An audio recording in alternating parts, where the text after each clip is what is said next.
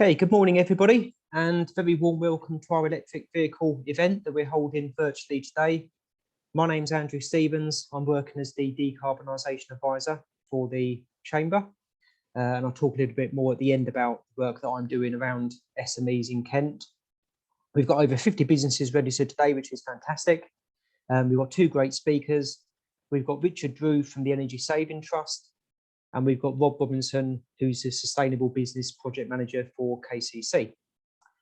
We've left some time at the end for questions, but without further ado, I'll hand over to Richard, who's going to take the first part of the session, and then Rob's going to follow him. And then, as I say, we'll do questions at the end. So I hope you enjoy the session, and thanks again for attending. Thanks, Andrew, and good morning, everybody. Just bear with me whilst I get the technology to work and share my screen. So, yeah, as Andrew said, my name is Richard Drew. I'm from Energy Saving Trust. I'm going to, for the next half an hour or so, I'm going to be talking to you about sort of introducing the subject of electric vehicles, charging, and then we'll cover a bit of EV myth busting as we go through. So, just for the first thing I'm going to talk about is just to tell you a bit about who we are and what we do. So, we're an independent organisation, and our main aim is to address the climate emergency. We do that by working with individuals, businesses, communities, and governments at all levels, from central government all the way down to the parish council level and everything in between, and to save energy and reduce carbon emissions. My role is funded by Department for Transport, and this is delivered as part of that through our local government support programme. So we've been invited along primarily by Kent County Council and the team at Canterbury Council to help talk to events like this about electric vehicles and charging. So I'm going to dive straight in then, and I guess to begin with, just to give you a little bit of context about why we're here and why we're kind of talking about this subject so much. And I suppose the main thing that we'll all be aware of is the end of sale of new petrol and diesel cars and vans that's been announced by UK government that's going to happen by 2030.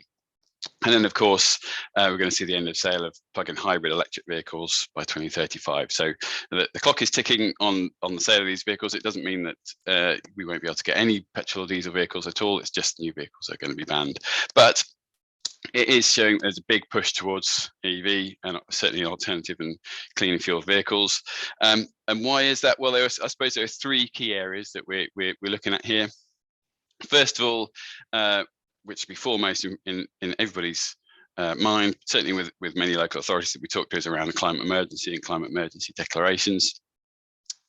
And part of that is around the fact that transport in particular represents a significant amount of carbon emissions and is growing in output. So of all the carbon emissions, transport is around 26% of, it contributes to around 26% of these emissions. And why is that? So we've obviously seen a significant surge in demand for freight and logistics deliveries, even before the pandemic, but certainly over the last 2 years, we've done a lot more online shopping, so that's had an impact. There's also been a significantly increased demand for larger SUV style vehicles and associated higher emissions. So that's one aspect. The other significant consideration about the push for electric vehicles is around air quality. And we know that poor air quality contributes to around 40,000 preventable deaths per year, and that there is an increasing public awareness of this and a need for to take steps to bring the UK within legal NO2 limits. And we're seeing the expansion of the London ultra low emission zone. We're seeing clean air zones have been launched in Bath and Birmingham. There's clean air zones coming in Bristol and Leeds and Portsmouth. Manchester are planning them.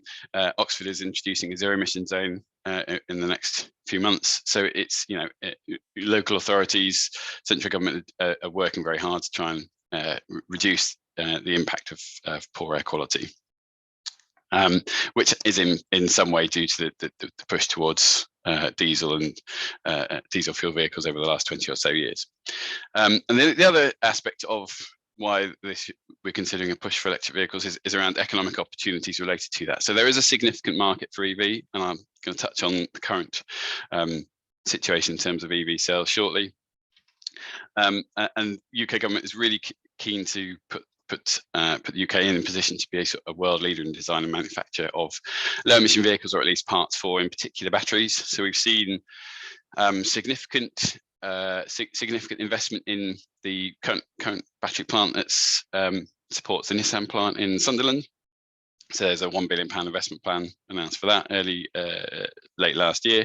And there's also been a recent announcement of another gigafactory. So that's a significant size battery factory being built in Blyth, also in the northeast, that will support around 3,000 jobs. And that will be in place by 2028, well in time for the petrol and diesel sales ban. So that's a little bit around the context.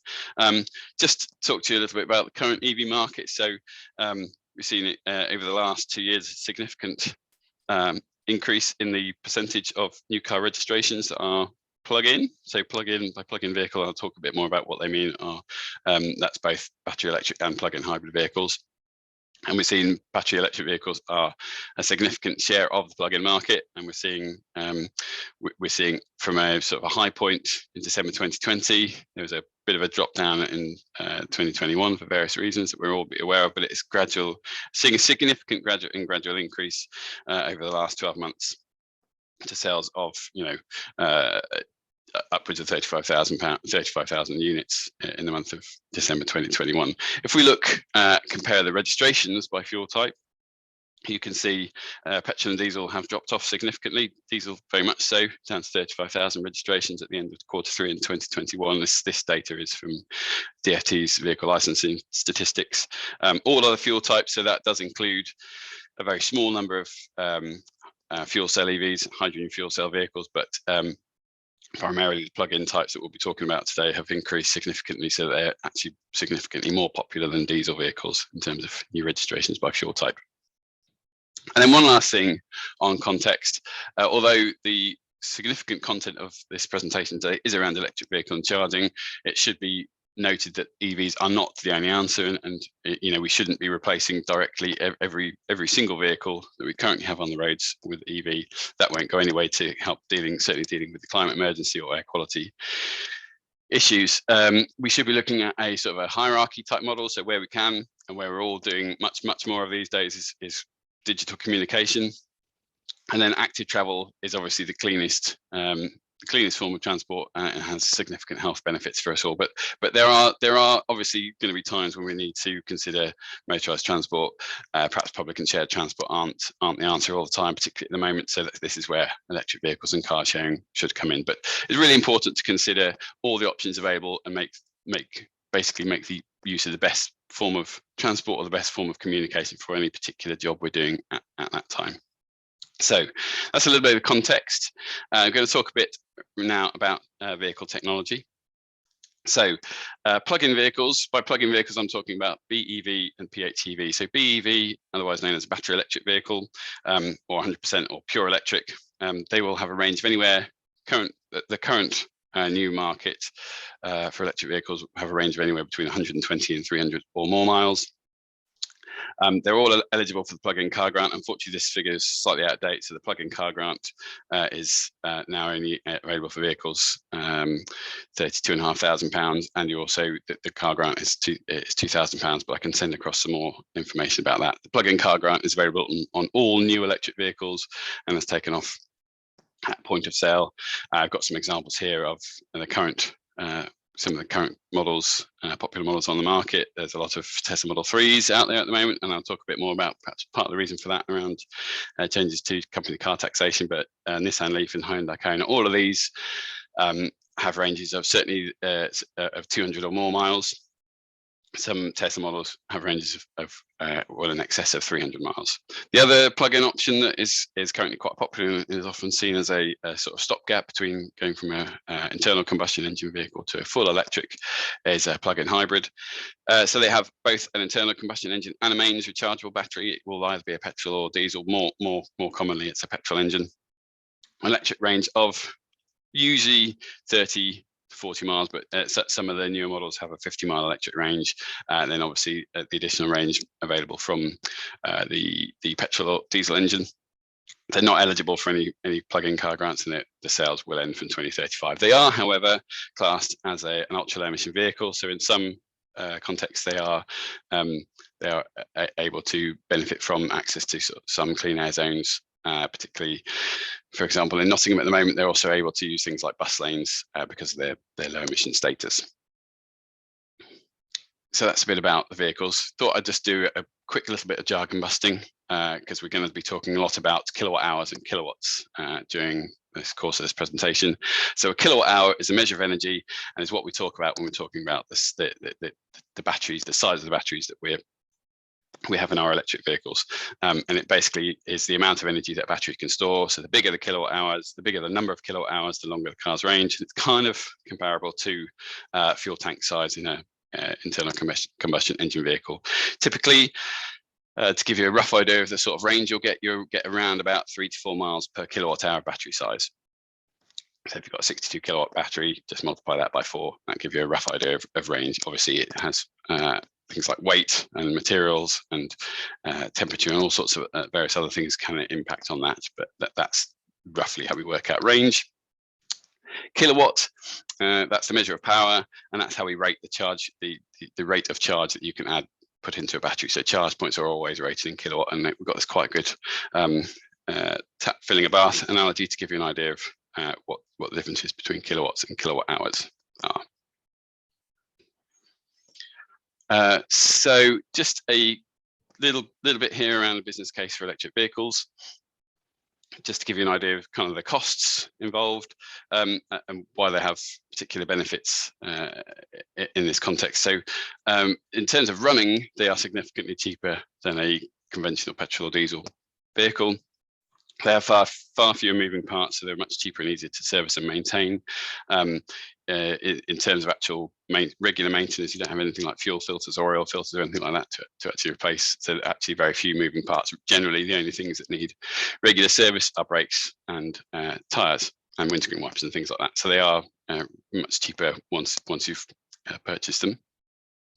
They currently plug-in vehicles or battery electric vehicles have zero road tax, vehicle excise duty, and if you're a company car driver and you're able to access a battery electric vehicle, there's currently very low benefit in kind company car tax, so it's 1% at the moment. That will increase to 2% from this February, but that is a significant saving on any benefit in kind tax payments that you may need to make as a company car driver. I've already mentioned this, but there are penalty-free access to congestion zones, low emission zones, and clean air zones. And this may be of interest. There's significantly lower cost per mile than average petrol or diesel vehicle.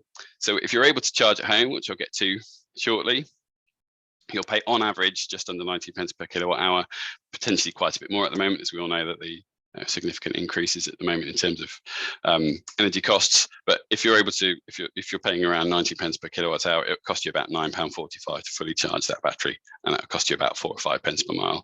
If you're using a public network, it's a very rough average, but costs are around 30 pence per kilowatt hour for that. For that charging activity. They can range very significantly. You do see a number of charge points that are free to use at the moment, particularly if you see them in supermarkets. They're generally installed to enable customers to charge for free whilst they're shopping, but on average 25 to 30 pence per kilowatt hour. That will cost you, so a full charge on the public network will cost around £15. It's about 6 or 7 pence per mile. When you compare that with the costs of an equivalent petrol diesel car, that's going to cost you around 10 to 16 pence per mile for diesel, 12 to 22 pence per mile for petrol. So there are really significant savings to be made if an electric vehicle works for you. And it's just a sort of a comparison of running costs between a petrol Corsa and its equivalent electric model. So we can see some significant savings to be made in terms of running costs. So around just over £1,000 saving to be made over the first year of running an e-Corsa compared with a petrol Vauxhall Corsa, and over £4,500 saving to be made over the course of 6 years of running one. So it's a significant savings to be made.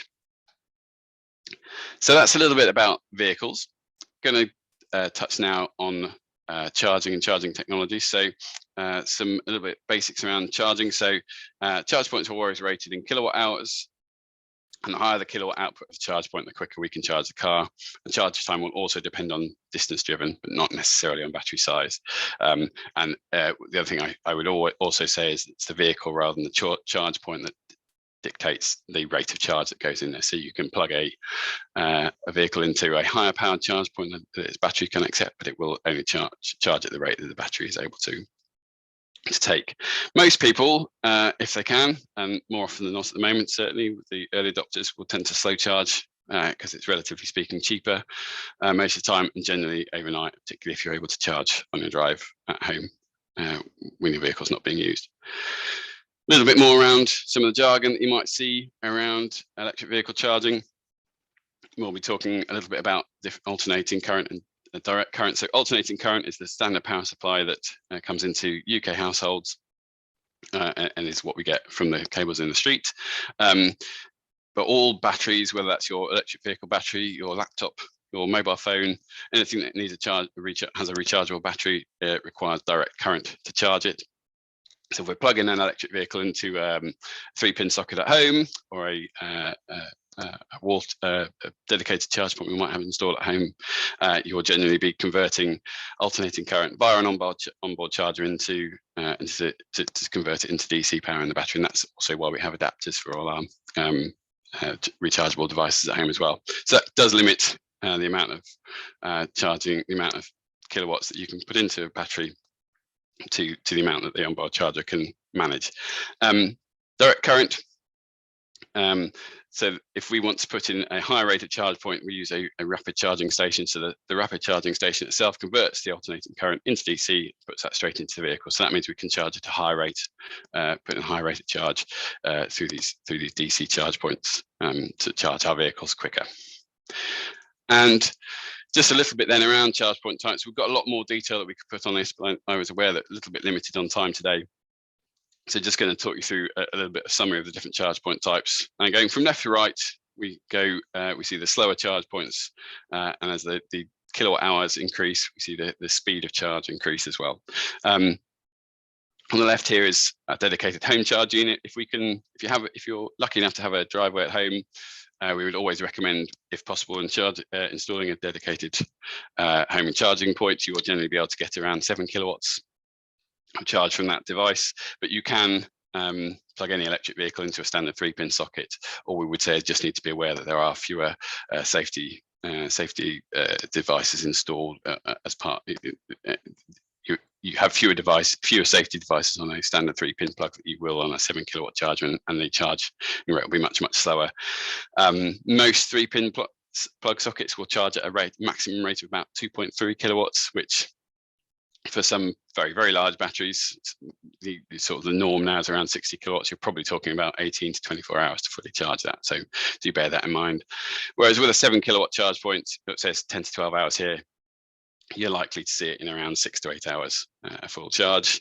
For those of you that don't have access to a driver at home, there are other options. Lamp column charging, publicly available on-street charging, which is lamp column is generally around 5 kilowatts. It's very convenient because it just plugs straight into the supply for the lamp columns.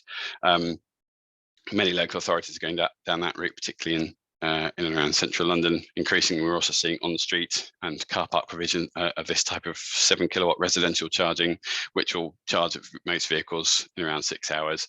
Beginning to see some 22 kilowatt chargers installed as well.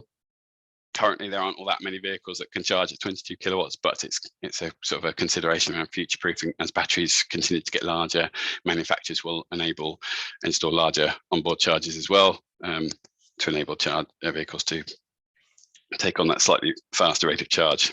As well as public residents, public on-street provision, we also seeing a significant introduction of destination type charging. So we're seeing charge points installed at shopping centres, supermarkets, and as I mentioned already, in particular supermarkets, you often see partnerships with particular charge point operators that are offering this as a free service to essentially get shoppers in to spend time shopping at their stores and able to charge them whilst their vehicle's sitting with a relatively long dwell time. Other options, as we move up further right on the screen, we're seeing higher powered rapid charging. So you can charge a vehicle up to 80% of its battery in under an hour, some much quicker than that if you've got a smaller battery, if you've got a vehicle with a smaller battery. We see those generally at motorway service stations or on main trunk routes, but increasingly we're also beginning to see these also installed at destinations. For example, McDonald's and other fast food restaurants are also generally seeing these installed because it's an opportunity for a short top up both of the driver and the vehicle. And as we move all the way to the right, we're beginning to see a number of ultra rapid charging options installed. So the one up the top here is in South London, operated by BP, and you may or may not be aware this one here is Grid Service electric forecourt in Braintree in Essex. That's the first super high powered 350 kilowatt charging forecourt. They've got it's effectively a service station for electric vehicles. They've got the full range of from 7 kilowatts all the way up to 350 kilowatt chargers. This is very much a case of future proofing, because there are currently very few vehicles that can charge at over 100 kilowatts. But as technology develops, we will see more and more vehicles being able to, the technology to be able to take this significantly high rate of charge. And we're beginning to see, admittedly, it's not quite at the speed of being able to top up your tank with petrol or diesel, but 15 minutes is certainly much more acceptable than just under an hour or 4 to 6 hours. So that is the way, certainly, many of we're beginning to see this proliferation of charging hubs, and particularly rapid charging hubs, as the technology develops. Just a little bit then about finding a charge point. So there are lots of options open to you. All electric vehicles will have a sat nav built in that will enable you to find the nearest charge point, but you're reliant on that sat nav being up to date. So ZapMap is probably the most well known. It's a free to use resource that identifies all the different charge points in an area and gives you an idea of which one's available. It allows you to plan a route based on start and finish point. It's also really useful both to find out charge points local to you, but also if you're going to somewhere that you're less familiar with. Different color dots denote whether it's a fast or rapid charger. So blue is generally fast, or 7 kilowatts, sorry, and a rapid charger is generally the pink one. They're higher at 50 kilowatt plus. Some of the yellow ones are much lower powered, and they're generally disappearing as more and more charge points are upgraded to 7 kilowatts plus. Really useful resource. It identifies how many charge points there are, whether it's being used at the moment, whether there are any issues, and it's got a community behind it. And there's usually lots of comments about how you access the charge point, whether there's been any particular problems with it. So really useful resource to take a look at if you're not quite at the point of purchasing or running an EV yet. Really useful to see what their sort of network is like in the area. Give you a rough idea, in and around Kent there are a number of charge point operators. PodPoint, Connected Curb, and EV.dot seem to be the most common ones. So PodPoint ones are between 3 and 22 pence per kilowatt hour, depending on where they are. Connected Curb is going to be the main supplier going forwards, with a cost between 23 pence and 25 pence per kilowatt hour. And there are a number of EV.dot charge points, mainly in Canterbury, that are currently around 30 pence per kilowatt hour to charge.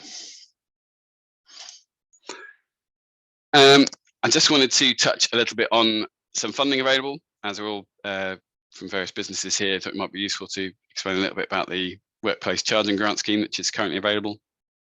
So it's available to any organisation, it's business, charity and local authorities, and it allows you to obtain a grant for effectively £350 per socket installed. So if you're putting a double-headed charger like the one here, you can have £700 per socket. You can claim the grant for up to 40 sockets across all sites for any applicant.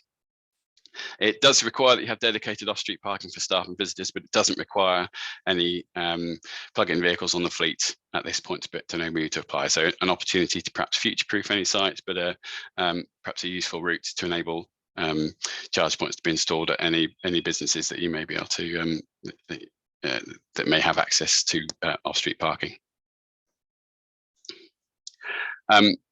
Talk a little bit more about the business case. I'm just going to gloss over that slide because you've seen that one already. But a little bit around company car tax, just to sort of, I suppose, really highlight some of the savings that can be made. So this is a comparison between various different sizes of electric vehicles. And you can see some of the savings that can be made both in company car tax and Class 1A national insurance contributions if you're providing or electric vehicles of any sort for staff use. So for a Vauxhall Corsa, there are savings of over £2,300 to be made in terms of company car tax, but also national insurance contribution savings there as we go slightly higher up. Comparing a Kia e-Niro with an equivalent size Ford Focus, savings are even more significant. It's over £4,000 in company car tax. And then when we go to the higher end of the market, comparing Tesla Model 3s, Tesla Model 3 with a BMW 3 Series, you can see the savings really are quite significant. So definitely something to consider if your fleet profile could support the move to electric vehicles, particularly in terms of company car type, company cars rather than vans. So just going to talk about some of the main myths. We've got three main areas to touch on here. First one is asked about quite often is around EV range. Range anxiety is a significant concern for many people, particularly if you're used to being able to having a petrol or diesel vehicle that do easily 400 miles between filling up tank. The good news, as I've already said, is that typically new EVs have a range of at least 200 miles, and we're seeing that grow more and more all the time. And 300, we see more and more vehicles, electric vehicles, getting close to the 300-mile mark as standard. There are a number of factors that can impact on battery performance. So much like a petrol diesel car, if you drive a very heavy right foot, you will reduce the range significantly. You will use you will use more fuel, electricity, if you're driving fast. Extremes of temperature do impact electric vehicles, particularly cold weather. That can be a significant factor in reducing range. And it's also, however, the type of charge you use is less of an issue. So whether you're regularly rapid charging or using a 7 kilowatt charger isn't really an impact. In terms of extremes of temperature, you can get around that. You are as long as you can connect to your vehicle via an app, you can activate heating and air conditioning remotely. So whilst the vehicle's plugged in, you can cool or warm the vehicle in advance. So you're not relying on the battery to warm up a very cold or cool down a very hot vehicle before you set off on a journey. In terms of actual anxiety about being able to charge en route, so as of today, check this morning, via a really useful stats option on ZapMap, just over 29,500 devices, which is nearly 50,000 sockets at over 18,500 locations across the UK, and that's growing almost on a daily basis. You can go to ZapMap, see that increase on a daily basis, and there are significant plans by next year now to have at least 6 high-powered charge points at all motorway service areas in England. You can see there's a lot of work being done to expand that at the moment. And this graph here just shows the number of battery electric car models that have been on the market have increased significantly from a fairly low number back in 2015 to in 2020, 210 models. It's probably significantly increased now as well. I'm conscious of time, so I'll just talk a little bit about batteries for electric vehicles. That's another concern. What's going to happen to my battery, the battery in my vehicle? Is it going to need replacing? Well, there's really any need to replace a whole battery.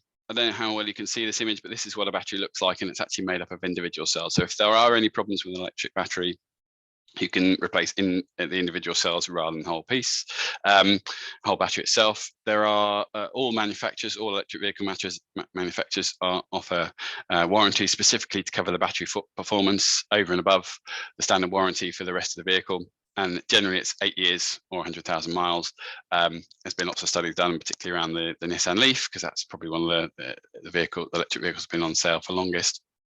And studies have found that over a course of around 11 years, batteries are still very much usable over an 11-year lifestyle. So very, very much in terms of performance and reliability to a standard internal combustion engine vehicle.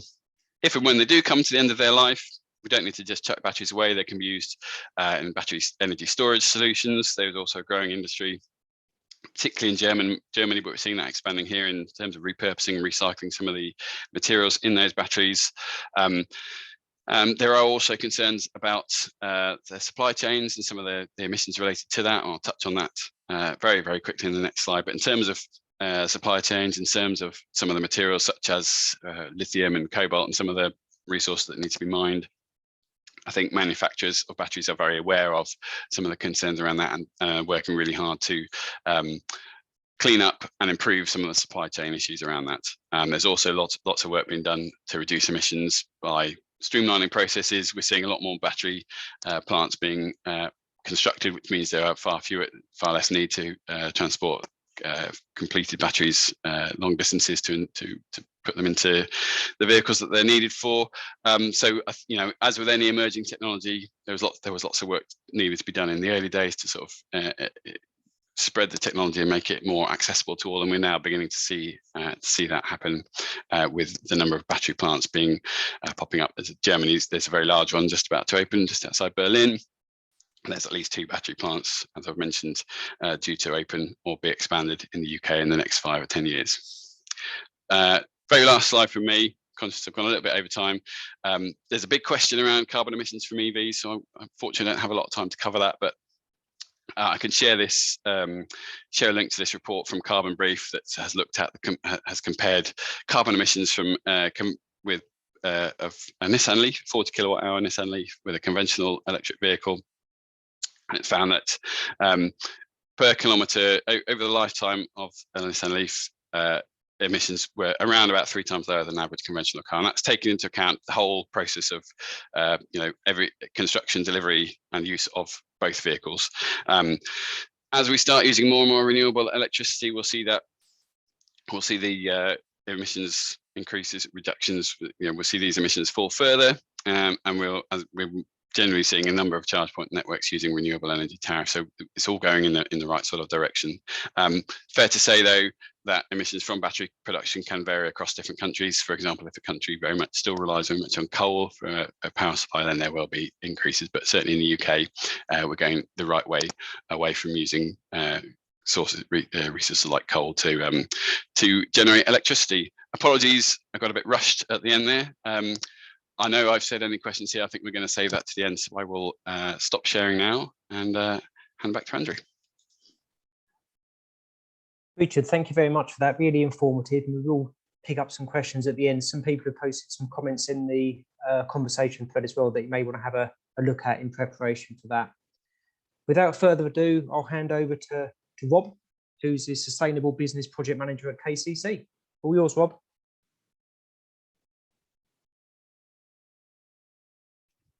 Thank you, Andrew. In true, I'm not quite sure what's happened style. I can't find the presentation, so give me a second. Can you pad for a minute, Andrew? Can you hum or something? I can talk about a lot of the SMEs that I'm dealing with throughout Kent. Yeah, please do. Give me a second. Yeah, thank you. Do you want me to talk really slowly? No. In the decarbonisation project, there's 2 main things that are popping up at the moment in terms of things I'm asked about. One of those is electric vehicles, and the other one is solar. And with electric vehicles, Richard's point is a good one in that the more renewables that enter the national grid, the cleaner these vehicles are going to be in terms of their tailpipe. So, it's a bit of a misconception to think that they are completely zero carbon in terms of their emissions, but they are considerably lower than diesel or petrol equivalents. And I know that because I've been doing some work with businesses who have got electric vehicles in their fleet and also diesel vehicles in their fleet, and I've been measuring the carbon emissions of both. So they are a lot cleaner. How's that, Rob? Have you found it? Yeah, that was perfect. It's almost like we practiced that. Okay, I'll hand over to Rob. Okay. I think we should be there if this launches, which it should do. Okay, can we see that? I'm going to require someone that I can see nodding. Hopefully so. Yeah. Oh, thank you, John. You're at the top of my screen. Very good nodding as well. Now, in the interests of trying to be as live as possible, this picture was sent to me this morning. And if anyone is in and around Canterbury, they might recognise the residents or whatever. There's a Chargepoint here in Canterbury. And this is a company that's got a van for trial at the moment. Hopefully you're aware of the Kent Revs scheme. It was launched, we've been going nearly a year now, actually. Basically what happens is a little glimpse into my role. is that little pots of money come up every now and then, and you've generally got no time at all to actually bid for them. And this was some Highways England money that that we bid for just before Christmas last year, or actually maybe even been the year before. So yes, the idea is to get a number of vans out on the road in and around Kent. So rather than talking theory, which Richard's done really well just now, trying to get that into practice as well, to say, actually, where could it fit into my fleet? Is there a specific model? Is there a reason why it couldn't be part of our sort of transition, our net zero journey, without being too cliched? And yeah, that's sort of the idea of what the scheme is all about. Kent Revs, everything has to have an acronym, and also they don't always make sense. And as you know, an electric van doesn't actually rev, but it's realising the electric van scheme. So it covers the whole of Kent, with the premise from Highways England that as long as you're an organisation, you drive at some point on a trunk road within Kent, you will be sort of touching Highways England sort of area. And actually, this is also open to businesses that drive quite a lot in Kent that may be just over the border. So we're trying to be as inclusive as possible. And it's primarily businesses, but it's also open to the public sector and the third sector. Slightly misleading word in there, open to the public. But we are working with community organisations, a couple of charities, Age UK, for example, one of the first to do a trial, and they were actually one of the first to invest in a van at the end of it. We've got a mixture of different vans. If I was slightly better, I would have a nice picture of all of the vans out so you can see the array. But yeah, it's a bit of a mixed fleet, generally reasonably small vehicles. So the Nissan EMV 200, which were one of the first sort of electric vans encompassed into fleet for the police force. I think dog handlers and some of the sort of scene of crime investigators actually have got MV 200s now. I saw an MV 200 driven by a postman the other day, and I think they've also got some e-experts as well. So yeah, we've got some EMV 200s, and also we've got the Renault Kangoo panel and crew vans. And the panel vans, as you can probably gather, are as a panel van is, just a nice big load space. Crew vans has basically got a row of seats behind, so quite good for transporting guys around sort of sites as well. So it's really looking at the mixture of a fleet that you've got yourself, and seeing where these sorts of ones can come in. Renault Zoe, you wouldn't think that's a van, but it's just basically got its back windows covered. And that is, yeah, we've got 4 of those available. Actually, the waiting time for the Renault Zoe is relatively small, and I would say that for anyone on the call that goes anywhere, estate agents, local deliveries, wherever it might be, a Renault Zoe might be a good starting point. So no range anxiety is a big thing. Richard sort of touched on it earlier. Renault Zoes have got a really good range. But really, and this is partly what a sort of a fleet review does. It just basically brings into focus maybe the typical journeys you do, the sort of journeys you do, and where where the opportunity might be for trialing or investing in the future in an electric van. We have got a VW transporter, which is sort of like a 6-seater, so that's to possibly link in the future with private hire. And also with school transport and things like that. So there are some larger vans available. So the e-expert and the e-dispatch are slightly larger than the panel and the MV 200.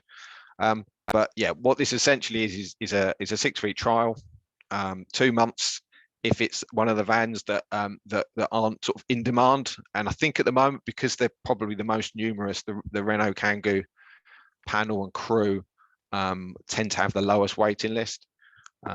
So it's just something to sort of bear in mind. So the full insurance and breakdown cover is included as part of the trial, and it includes a sort of a flea-free fleet review. So yeah, they'll get rid of all your fleas as well as looking at a review of what you as a business are looking to do. And I'm sort of doing this presentation backwards. So yeah, it's an access to free low carbon Kent business support and grants as well. So I've been leading or working on the low carbon Kent team for a number of years now, and Kent Revs is one of our schemes. The KICC have been very supportive and in trying to promote the other sort of schemes that we do. Low case, low carbon across the southeast is one of the most sort of prevalent, partly because it involves money, and the funding that we can do with that is relating to what we're talking about here. So I posted up in the chat just recently the plug-in vehicle grant scheme. We can help with vans and also electric vehicles for SMEs within Kent through low case. So I would say that, if you go through the trial and are interested, then obviously we can see if we can take forward an application. Where we are slightly limited and hamstrung is that we can't help with brand new vehicles. We can only help with used, and the used electric car sort of market and electric van market isn't quite as healthy as it could be, because I think partly of the issues that the industry had towards the back end of last year with supply chain issues for batteries and for the PCBs and stuff. So that gives you a glimpse into why we've still got 9 vans that are due to be delivered that we ordered a long time ago. Some were stuck in France, one was in Germany for a while. But we have got 39 vans that are available, and to date we've done 168 loans.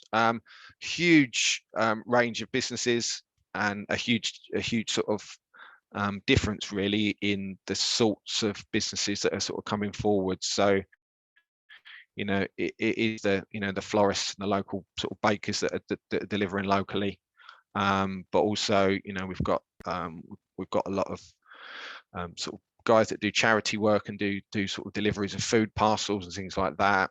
But yeah, you name an industry, we've probably had someone trial it. And in terms of sort of follow through, we've got at least 6 organisations that we're aware of from follow up that have bought or leased an electric van as part of the scheme.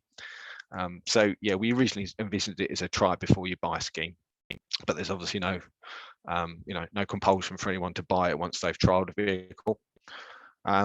And I've left this bullet point in because it is a COVID safe handover. As of Thursday, COVID doesn't exist apparently, so we don't have to worry about it. I say with tongue in cheek, but yeah, it's still a COVID safe handover and still a deep clean between loans.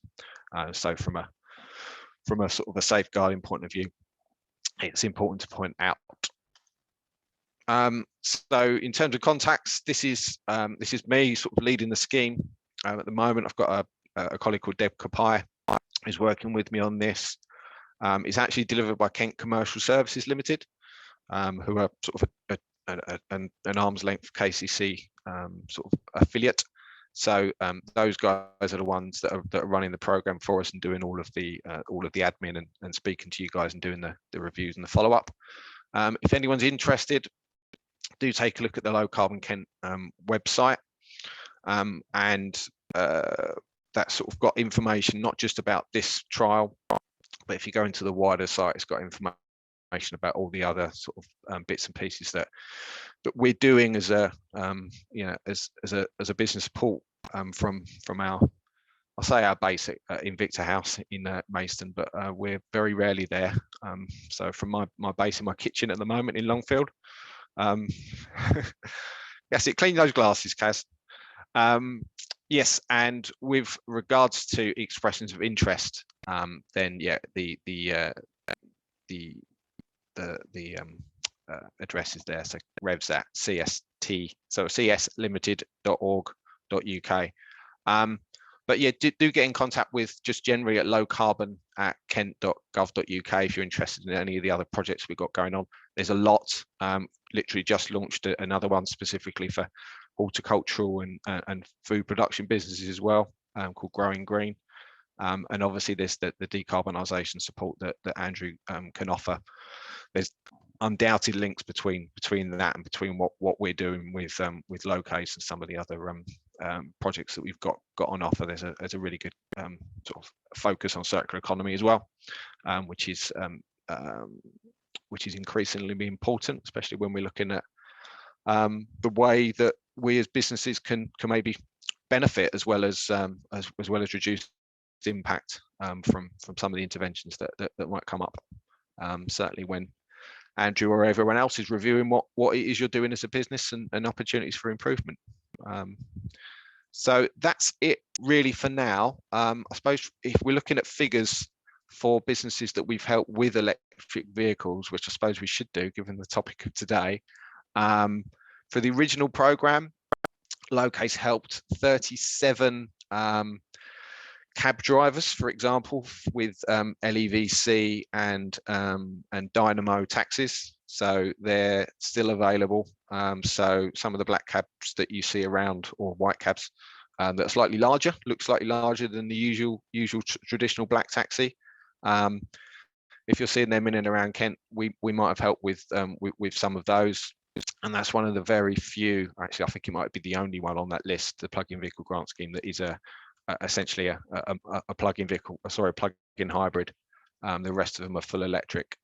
But yeah, going forwards, we have just approved a couple of other projects, and Lisa, who's on the call as well, we've just managed to get an electric street cleaning vehicle as well, which is going to be used in and around Canterbury. So yeah, times they are a changing, as Bob Dylan sang recently. When I say recently, in 1967 or something. But yeah, it's the opportunity really to actually see where you as a business can improve and can make the most of this opportunity, and also the last knock-ins of EU money, which essentially is what I'm peddling at the moment. And we've got until the back end of next year to ensure that we've got as much as possible in and around Kent, and not going back anywhere near Brussels or the environs of European offices. So that's it from me. Apologies if that seemed a little bit disjointed. So what I've done is hopefully saved a bit of time and got us back near enough on track.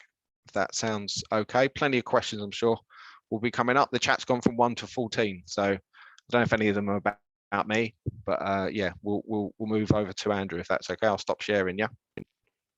Yeah, thanks very much, Rob and Richard. There are a number of questions in the chat that I'll just be posting to you. There's a couple of comments from different people around the lack of charging points around Maidstone in particular. Is that something that you're aware of, or that we can influence at all? I can take that one. There was I think it was, when was it launched? November. This Kent EV 600. I think connected curb was mentioned in passing earlier on. That was an amalgamation or a sort of an accumulation of local authorities across Kent to look at opportunities for charge points at maybe areas that aren't as economically advantageous, should we say. And I think that since that was launched, it's now EV 900, or it will be. I think there's going to be 900 charge points across Kent that are going to be put in, and that is in a partnership with Connected Curb. I think if there's going to be an update sent out by you guys, we can see if we can get the team to put something up there, or at least a link to it. But yeah, do sort of check that out. But the idea is that a lot of these sort of locations where we really need charge points, there's quite often a complicated reason why there's not one there already, and some of it really is about it making financial sense. So there has to be a public-private partnership, in getting that off the ground. And also, there's plenty of opportunities, I think, across Kent. And this is, looking at, working with UK Power Networks. They've got something that there's some follow-up work that I'm going to be involved with I can't remember what they call it, but it's like a white van plan. I think it is something like that. And it's looking at the real reasons why charge points haven't gone in some locations, and also things like industrial estates, trade in estates. Is there an opportunity to actually have charge points put in those areas? But it does involve landlords and people that are in ownership of some of these lands having an opportunity to come up with a financial model that's going to work. But yeah, it's a supply and demand thing. I think some of the early adopters found it very difficult and disheartening, certainly across London. I go when I go on a Wednesday night, sometimes I go past a bank of EV chargers near Greenwich that literally no one was using for a long time, and now finally they are. So yeah, I think things are going to change, but yeah, I can't come up with specific examples why, but different partners in all of your boroughs and districts are aware of it. But if there's a specific location or there's an opportunity that you think needs to be made the most of, then yeah, do point that out to economic development teams or the air quality officers that are in and around. Okay, thanks, Rob. We've got a question from Brian Wakefield. The 2030 cutoff, is that for the sale of petrol diesel only vehicles? Will hybrids be okay? So it's a bit unclear as to what they actually mean by hybrids. Yeah. So plug-in hybrids are definitely banned by 2035. It's still a little bit unclear as to whether the hybrids, when we're talking about hybrids, I presume we mean the self-charging, the Toyota Prius type hybrids, whether they're going to be counted as in the 2030 or 2035 ban. So that's still something that O's ever yet to clarify, unfortunately. Okay, thank you, Richard. We've got a question around, is there not a significant tax implication on buying second-hand vehicles versus new for business? I have to admit that's outside of my area of expertise, so I can take that back to a colleague. I was just, I suspect possibly because it's about how much you can claim back in terms of vehicle price tax deduction wise. It can only be done on new vehicles, but let me I will pick that up and get a response from my colleague who's much clearer on these things than I am.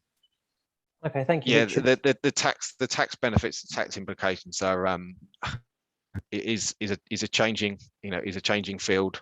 I'm sure there'll be some loopholes that will try to be closed by HMRC or otherwise.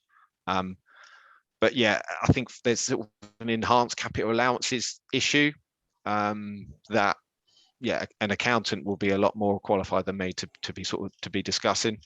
But the reason why we can only help with secondhand is that yes, it means that there's no inclusion of the state aid implications of someone getting a plug-in vehicle grant as well as our grant. But yeah, the answer will probably be case by case basis, as ever. It depends question. Okay, thanks, Rob. Lisa Carlson, yes, the presentations will be shared. So they'll be sent out, so everyone will have access to those. Kaz has got green concerns around the mining for the minerals, for the batteries.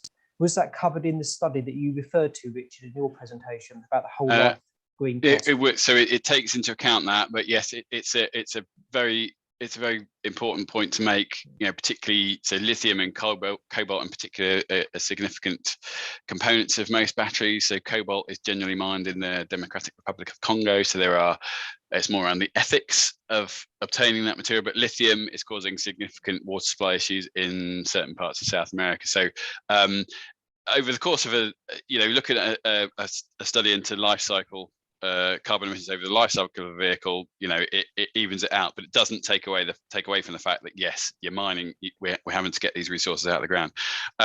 So there's a lot of research being done at the moment into technologies that can minimize the amount of lithium in particular that is used in batteries. So solid state batteries is the kind of the next big thing, which basically are much more efficient, much less likely to catch fire, because that is another concern with certain types of battery technology.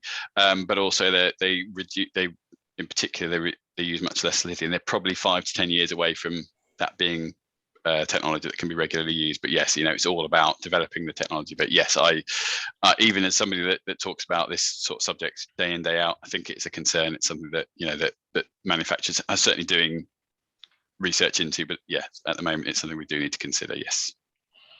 Okay, a question from just IPS. Sorry, just to add on to that one, and Kaz, you make a good point, and unfortunately that point needs to be made to loads of things, in terms of all the electronics that we're on at the moment and that people continue to keep buying. So there's a big circularity concern for that, because it's the same problem. So yeah, when we're looking at full life cycle analysis, then that's where we want to look at end of life. So I mean, there are actually quite a lot of interventions that are coming up that different, actually in the UK, I think in the Midlands, they're looking at some end of life car battery as use of storage. Again, this has got fire implications as mentioned, but it's those sorts of things that what happens at the end.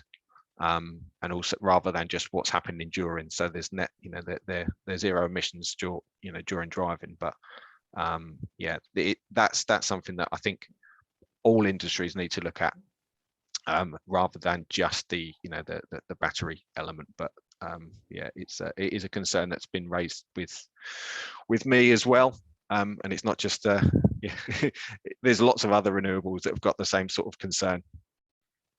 Sorry, Andrew, carry on. Okay, no, that's fine. Thank you, Rob. The last question is from IPS International. How do we go about a public-private partnership? We have our own car park rented by Medway Council to potentially add charge points, as there's only one in the closed vicinity. And are there training schemes for maintenance of EV vehicles and charge points? Good question. And can I get a charge point at the Innovation Centre in Maidstone? Yeah, all of the questions are coming in.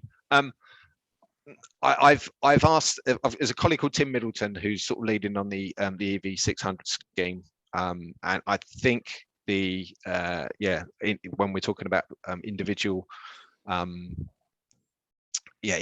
places or individual locations, then I'm happy to sort of try to work with his team in taking some of these forwards or suggestions forwards.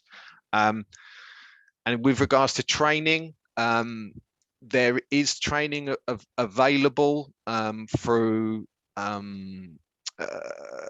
number of outlets. I think Mid Kent College have got some EV training sort of schemes that are coming live. I think there's Electrical Academy in Maidstone are also offering them and doing them for guys to be retrained or trained up in that as well. But yeah, the linking up the skills provision with the need for installation and for maintenance is certainly something that's on our radar. And if you're interested or involved or actually going to be doing that and retraining, do get in touch with us, because it may well be we can help you with something that's non-standard through the low case scheme itself. Okay, that's great. So we're just about run out of time. I'd like to give a huge thank you to Richard and Bob for being our speakers today and giving over some really good information. The presentations will be available, and with the presentations, I'll include a bit of information about what I'm doing with SMEs around Kent as well, that you can obtain a free carbon emission audit as part of the work that I'm doing. I'll include that as part of the collateral that we send out. So thank you everyone for attending. Thanks again to Bob and Richard, and we look forward to seeing you soon. Thanks all. Bye. Thank you.